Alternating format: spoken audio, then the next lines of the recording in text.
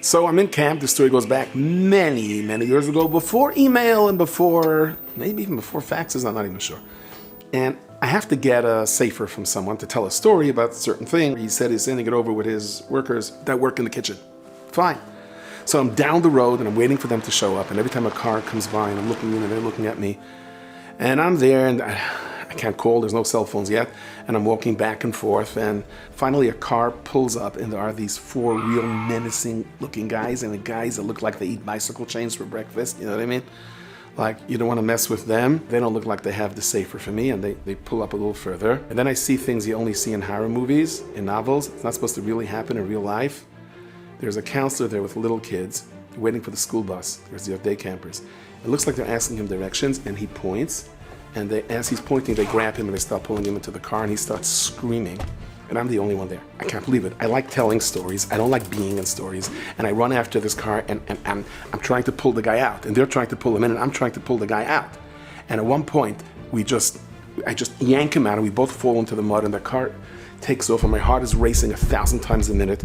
And by now, the whole camp is converging. Everything is happening over here, and I'm laying in the mud, and this guy's laying next to me, and I'm thinking to myself, I just saved this person. I can't believe I did this. I saved this person. I get up, and the head counselor's there, and he gives me this angry look, and he calls me over, and he says, "You just killed a color war breakout. Who asked you to mix in?" They didn't tell me it was a color war breakout. So I was the laughing stock of camp, okay? And to add insult to injury, these guys came back and said, "Don't think that you out-tug-of-warred us." It wasn't part of the script. We didn't know what was happening, so we just let go.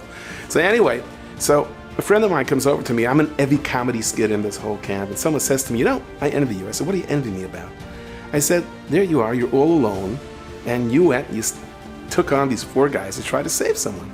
I said, "You know, he's right. If you would have told me, Shechter, get down there and patrol, and if you see four thugs come trying to kidnap someone, fight them off." Yeah, me, right, sure. Guess what I did it? I mean, I thought I was doing it. Why?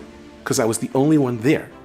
If we take every Nisayan in our life and we say, it's only me, I'm the only one. Hashem has orchestrated this for me. Hashem can turn over an entire world, Oisei Makam, Oisei Isha, to come back to a certain set of Nisayan, a set of circumstances. And you have to.